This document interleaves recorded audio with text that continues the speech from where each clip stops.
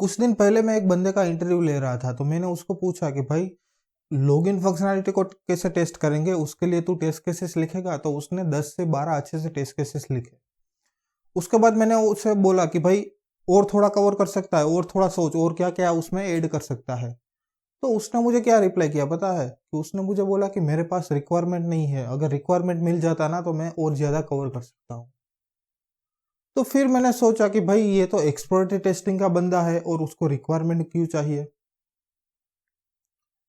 अगर आप YouTube पे या अलग अलग ब्लॉग पे जाओगे तो कोई लोग ऐसे बोलते हैं कि एक्सप्लोरेटरी टेस्टिंग करने के लिए रिक्वायरमेंट नहीं चाहिए, और कोई ऐसे बोलते हैं कि एक्सप्लोरेटरी टेस्टिंग ही वही होता है कि जब रिक्वायरमेंट नहीं मिलती है तब हमें खुद से टेस्टिंग करना है।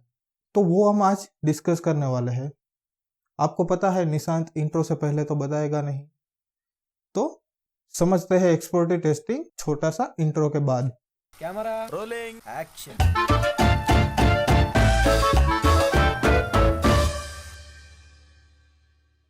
स्वागत करता हूं फंडू टेस्टर में। मैं हूं निशांत गोयल। आज हम डिस्कस करने वाले हैं एक्सप्लोरेटरी टेस्टिंग क्या है। तो सबसे पहले हम एक्सप्लोरेटरी टेस्टिंग का डेफिनेशन देखते हैं। एक्सप्लोरेटरी टेस्टिंग का एक्चुअल में डेफिनेशन क्या है? तो सबसे पहले ये जो आर्टिकल है ये माइकल बोल्टन ने लिखा है। ये आर्टिकल की लिंक आपको डिस्क्रिप्शन सेक्शन में से मिल जाएगी, तो आप अच्छे से एक्सप्लोरेटरी टेस्टिंग के बारे में समझ सकते हैं। तो सबसे पहले 1995 में जेम्स बक ने बताया कि simultaneous test design, test execution and learning, ये उसने पहला डेफिनेशन दिया 1995 में एक्सप्लोरेटरी टेस्टिंग का। उसके बाद 10 साल के बाद केम केनर करके एक बंदा आया और उसने क्या एक्सप्लोरेटरी टेस्टिंग का डेफिनेशन दिया कि simultaneous test design, test execution and learning with an emphasise on learning. तो बेसिकली उसने एक और स्टेटमेंट ऐड कर दिया, with an emphasise on learning. So basically exploratory testing कोई एक टाइप नहीं, आप समझ सकते हो कि वो मेथडोलॉजी है। 10 साल के बाद एक बंदे ने चेंज किया, आगे के 10 साल के बाद कोई और आएगा, कोई और एनालिसिस करेगा और कोई थोड़ा और चेंज कर देगा। तो सबका एक्सप्लोरेटरी टेस्टिंग देखने का नजरिया अलग अलग होता है। बेसिकली एक्सप्लोरेटरी टेस्टिंग में हम क्या बोल सकते हैं कि जब भी हम एक्सप्लोरेटरी टेस्टिंग करते हैं तो हमें टेस्टिंग भी साथ में करना है और लर्निंग भी करना है, हमें साथ में सीखना भी है। अब सीखना क्या है?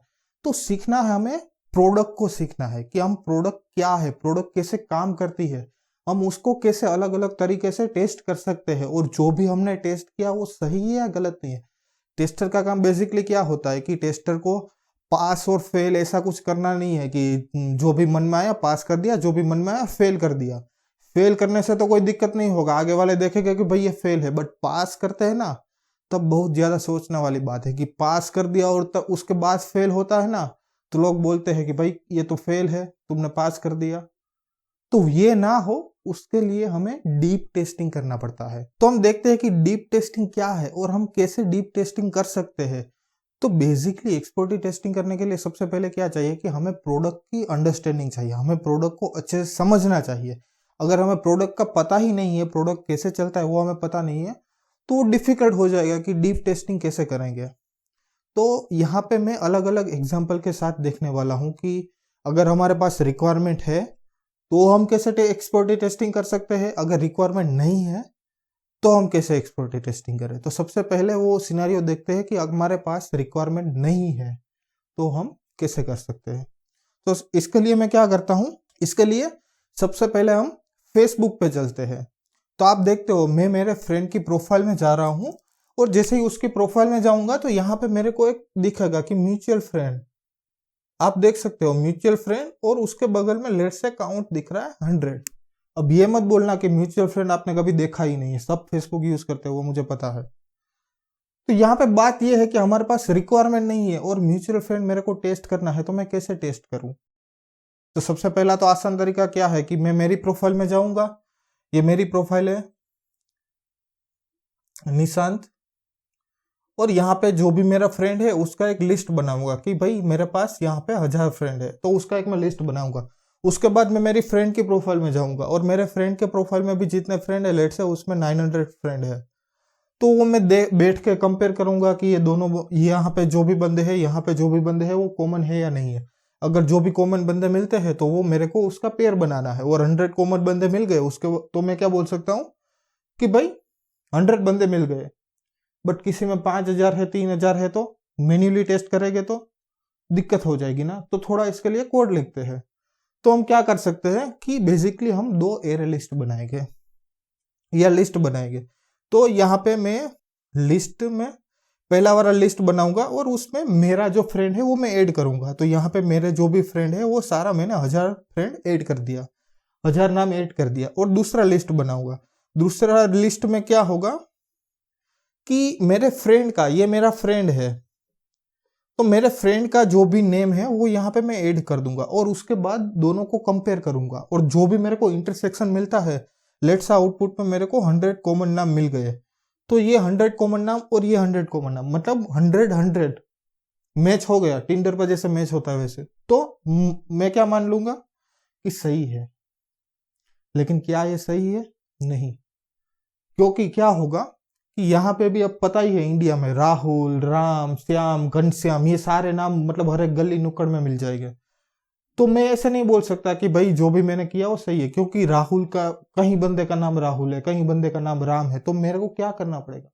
मेरे को थोड़ा और आगे सोचना पड़ेगा। तो क्या कर सकता हूँ कि कोई भी मैं URL पे जाऊंगा तो यहाँ पे मेरे को मिलेगा www.facebook.com और उसके आगे कोई ना कोई एक नाम मिलेगा। अब अपने में जाके एक बार देखो तो यहाँ पे अगर फॉर एग्जांपल राहुल की प्रोफाइल है तो यहाँ पे मिलेगा राहुल, राहुल, और उसके बाद लेट से उसकी सरनेम है वर्मा, तो राहुल वर्मा मिलेगा। फिर दूसरे फ्रेंड में जाऊंगा तो यहाँ पे लिखा है राम गोहेल, तो यहाँ पे राम गोहेल मिलेगा। अब मैं राम गोहेल www.facebook.com और उसके बाद मैं राम गोहेल लिखूंगा ना, तो दुनिया में एक ही ऐसी प्रोफाइल होगी कि ये मेरे को एक ही बंदे के पास ले जाएगी, दूसरे बंदे के पास नहीं ले जाएगी। ये एक तरीका हुआ। दूसरा तरीका क्या है कि अगर आप यूजर प्रोफाइल के डेटाबेस में जाओगे ना, तो हर एक पर्सन का कोई यूनिक की या यूनिक वैल्यू मिलेगा। तो बेसिकली हमें क्या करना है कि या तो हमें ये डेटा लेना है, या तो जो भी डेटा हमें डेटाबेस में से मिलेगा वो डेटा हमें लेना है।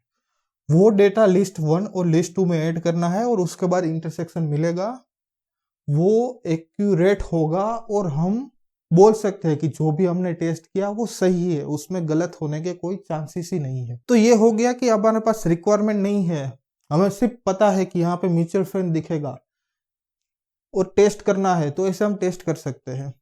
अब दूसरा सिनेरियो क्या है कि हमारे पास रिक्वायरमेंट है और हमें कैसे टेस्ट करना है।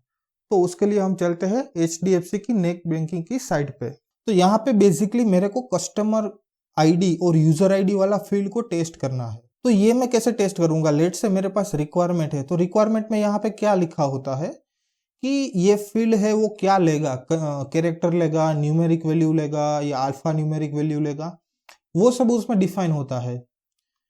और यहाँ पे अगर तुम राइट क्लिक करके जाओगे और तुम्हें क्या करना है कि वो फील्ड को इंस्पेक्ट करना है। तो वो कैसे करना है? यहाँ पे आपको ये दिख रहा है इंस्पेक्टर करके, तो उस पे ऊपर क्लिक करना है और फिर यहाँ पे जाना है। तो यहाँ पे भी जो कोड आएगा ना, वो कोड में आप दिख सकते हो। तो आप यहाँ पे देख सकते हो उसका साइज है 13 और मैक्स लेंथ है 15। तो आपको पता है ये मैक्स लेंथ मतलब ये 15th वैल्यू लेगा, मतलब कि ये फील्ड में हम 15 तक के नंबर डाल सकते हैं। तो अब ये तो हमें रिक्वायरमेंट में मिला और इसमें मिलता है कि हमें 15 तक का नंबर डालना है।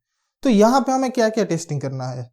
तो यहाँ पे हमें सबसे पहले क्लाइंट साइड वैलिडेशन देखना है, सर्वर साइड वैलिडेशन देखना है, और हमें ये देखना है कि क्लाइंट साइड और सर्वर साइड का वैलिडेशन सेम है या नहीं। तो वो कैसे देख सकते हैं? तो क्या कर सकते हैं कि ये है मेरा कस्टमर ID और यूजर ID फील्ड, और यहाँ पे ये फील्ड है। तो यहाँ पे मैं 15 नंबर डालना है, 1 2 3 4 5 ऐसे करके 15 टोटल, उसमें मैं 15 नंबर डाल सकता हूँ। तो सबसे पहले तो क्या आएगा कि क्लाइंट साइड वैलिडेशन। तो क्लाइंट साइड वैलिडेशन में क्या होगा कि यहाँ पे मैंने नंबर डाल दिया, या जैसे ही मैंने 15 नंबर डाला तो क्या होगा कि उसके बाद में 16वां नंबर में यहाँ पे ऐड ही नहीं कर पाऊंगा। तो उसका मतलब क्या है कि ये क्लाइंट साइड वैलिडेशन में आगे का नंबर ऐड ही नहीं कर पाऊंगा। या फिर दूसरा सिनेरियो क्या होगा, वो सब रिक्वायरमेंट के ऊपर है। दूसरा सिनेरियो में क्लाइंट साइड वैलिडेशन में क्या होगा कि जैसे ही मैं 16वां नंबर डालूंगा यहाँ पे मेरे को एरर दिखेगा, प्लीज एंटर वैलिड डेटा, या फिर ये फील्ड पूरा रेड हो जाएगा, या फिर यहाँ पे ऐसा कोई साइन बाइन दिखेगा, वो ऐसा हो जाएगा। ये हो गया क्लाइंट साइड वैलिडेशन। और दूसरा है सर्वर साइड वैलिडेशन कि फॉर एग्जांपल यहाँ पे मैंने लिख दिया 1 2 3 4 5 6 7 8 9 10, लेकिन ये 13 कैरेक्टर ही है। 15 नहीं है, रिक्वायरमेंट के हिसाब से सब सही है, लेकिन ये डेटा सर्वर में नहीं है। सर्वर है जो मेरा, सर्वर में ये डेटा ही नहीं है। तो मैं क्या करूंगा, यहाँ पे जैसे ही एंटर करूंगा तो ये रिक्वेस्ट जाएगी सर्वर पे, और सर्वर से हमें रिस्पॉन्स आएगा कि प्लीज एंटर वैलिड डेटा, कि आपका कंज्यूमर आईडी या कस्टमर आईडी या यूजर आईडी जो भी है वो गलत है। तो ये पहला सिनेरियो हो गया कि भाई हमने वैलिडेशन चेक कर लिया। अब हमें करना है डीप टेस्टिंग। तो उसमें और क्या हम टेस्ट कर सकते हैं कि सर्वर में भी कहीं ना कहीं डेटा स्टोर होगा। वो बेसिकली डेटा वो डेटाबेस में जाएगा, वो डेटाबेस में कोई यूजर आईडी या कंज्यूमर आईडी का टेबल होगा, वहां पे ID1 ID2 ID3 लिखा होगा और यहाँ पे सब नंबर डाले होंगे। तो बेसिकली हमें ये जो फील्ड का जो भी वैलिडेशन है ये 15 कैरेक्टर लेगा है। तो यहाँ पे भी हमें देखना है कि ये जो फील्ड है डेटाबेस में वो 15 ही ले रहा है या 15 से ज्यादा ले रहा है। अगर ये दोनों सेम नहीं है तो गलत है। तो हमें क्या करना है, बेसिकली उसको टेस्ट करने के भी अलग अलग तरीके हैं। सबसे पहले बहुत सारे टूल है, तो उसमें क्या कर सकते हैं, ये जो पूरी रिक्वेस्ट है वो हम केस कर लेंगे, स्टोर कर लेंगे। और थर्ड पार्टी टूल है जैसे बर्बस्यूट हो गया या सिमिलर उसके जैसे टूल है, उसमें हम यूआई को बेसिकली बाईपास कर देंगे और यहाँ पे 15 की जगह पे 16-17 कैरेक्टर डालेंगे और बर्बस्यूट से वो एपीआई को हिट करेंगे और देखेंगे कि वो एक्सेप्ट कर रहा है या नहीं कर रहा है। अगर वो एक्सेप्ट करेगा तो हम बोल सकते हैं कि भाई डेटाबेस में गड़बड़ी है।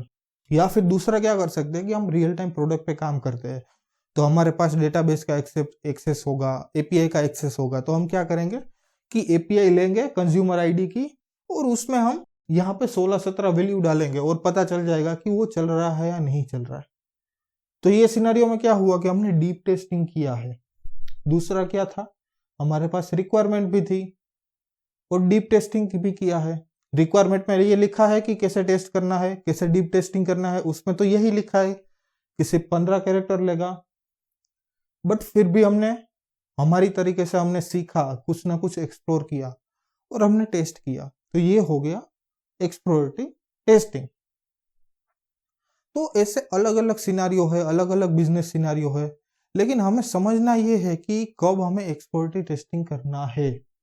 हम हर एक जगह पे एक्सप्लोरेटिव टेस्टिंग नहीं करेंगे। अब ये सिनारियो को मेरे को टेस्ट करना है ना, तो मिनिमम एपीआई चाहिए। मैं एपीआई समझूंगा, डेटाबेस में जाऊंगा, डेटाबेस की क्वेरी लिखूंगा, या फिर थर्ड पार्टी टूल यूज कर रहा हूँ, बर्बस्यूट या वॉटेवर जो भी टूल यूज कर रहा हूँ, तो वो टूल को सेटअप करने के लिए मेरे को 2-3 घंटे चाहिए या और ज्यादा टाइम चाहिए। ये तो इजी सिनारियो था। कोई कॉम्प्लिकेटेड सिनारियो उसमें पूरा दिन चला जाएगा टेस्ट करने के लिए। या फिर म्यूचुअल फ्रेंड हमने टेस्ट किया तो उसके लिए हमने कोड लिखा, लेट से ये तो इजी कोड है, 2 लिस्ट को कंपेयर करना 10 मिनट में या 15 मिनट में लिख जाएगा। लेकिन कोई कॉम्प्लिकेटेड कोड लिखना है उसके लिए हमें 3-4 घंटा चला गया।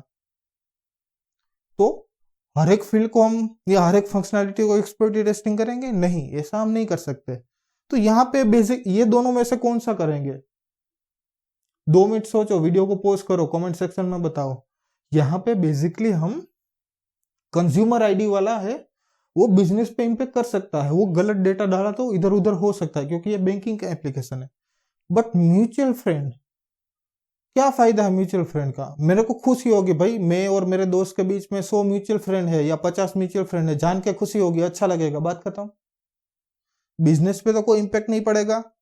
या फेसबुक को मेरे को पता चल गया कि भाई 100 म्यूचुअल फ्रेंड है और अच्छा डेटा मिल गया, माहिती मिल गई, तो फेसबुक को लाखों करोड़ों रुपए तो मिलने वाला नहीं है, तो उसका कोई फर्क नहीं पड़ेगा। ये गलत भी है। अगर 100 की जगह पे 90 दिख रहा है, मेरे फ्रेंड में फ्रेंड हाइड किया है, तो मैं तो देख नहीं सकता, मैं तो एज ए यूजर तो मैं चेक नहीं कर सकता। तो इसका कोई इतना बिजनेस इंपैक्ट पड़ने वाला नहीं है। तो हमें यही देखना है कि बिजनेस इंपैक्ट कब पड़ता है। बिजनेस पे इंपैक्ट पड़ता है तो हमें अच्छे से टेस्ट करना है। ऐसा नहीं बोल रहा हूं कि कोई फंक्शनैलिटी हमें छोड़ देना है, हमें सबको अच्छे से टेस्ट करना है। लेकिन आपको समझना है, प्रोडक्ट को समझना है, प्रोडक्ट को सीखना है। डेफिनेशन में हमने देखा कि लर्निंग, तो हमें अच्छे से प्रोडक्ट समझना है, यूजर को समझना है और बिजनेस को समझना है, और उसके हिसाब से हमें एप्लीकेशन को टेस्ट करना है। तो एक सिनेरियो चलो मैं आपको होमवर्क में देता हूं। तो बेसिकली आपको क्या करना है, आपको फ्लिपकार्ट में जाना है, आपको अपना फेवरेट फोन सर्च करना है और आप थोड़ा सा नीचे स्क्रॉल डाउन करोगे तो आपको फ्रीक्वेंटली बोट टुगेदर और बाय टुगेदर या कुछ सजेस्टेड प्रोडक्ट दिखता है। तो वहां पे लेट से मैंने आईफोन 11 को सर्च किया और साथ में मेरे को एडेप्टर और टेम्पर्ड ग्लास दिखते हैं। तो उसका मीनिंग क्या हो गया 1000 बंदे आईफोन खरीदने आएंगे तो उसका चांस है कि 1000 में से 100 बंदों ने टेम्पर्ड ग्लास या 100 बंदों ने उसका एडेप्टर खरीद लिया। तो फ्लिपकार्ट क्या कर रहा है, फ्लिपकार्ट इनडायरेक्टली फोन के साथ दूसरा प्रोडक्ट भी बेच रहा है और वहां से भी पैसा कमा रहा है। तो उसका मतलब है कि ये प्रोडक्ट अच्छे से नहीं दिखेगा तो वो फ्लिपकार्ट को नुकसान होगा। अब मान लो कि 1000 बंदा है और 500 रुपए का टेम्पर्ड ग्लास मिलता है और 1000 बंदे में से 100 बंदों ने टेम्पर्ड ग्लास लिया तो 500 इंटू 100 मतलब 50,000 रुपए फ्लिपकार्ट ने टेम्पर्ड ग्लास बेच के कमाए। उसने फोन के साथ एक्स्ट्रा 5,000 रुपए भी कमा लिए। तो मतलब वो तो लाखों हजारों ऐसी प्रोडक्ट बेचता है और उसके साथ वो रेवेन्यू जनरेट करता है। तो एज ए होमवर्क आपको टेस्ट करना है और आपको उसका टेस्ट केसेस लिखना है और आपको मुझे कमेंट सेक्शन में बताना है कि आप वो कैसे टेस्ट कर पाओगे। और आशा रखता हूं कि आपको एक्सप्लोरेटरी टेस्टिंग के बारे में समझ में आ गया है और अगर आपको कोई भी क्वेश्चन है तो आप मुझे कमेंट सेक्शन में पूछ सकते हैं, मैं खुशी से उसका आंसर दूंगा। और ये वीडियो को लाइक करना, शेयर करना और फंडू टेस्टर को सब्सक्राइब करना मत भूलिएगा। मिलते हैं कल सुबह नए टॉपिक के साथ। धन्यवाद।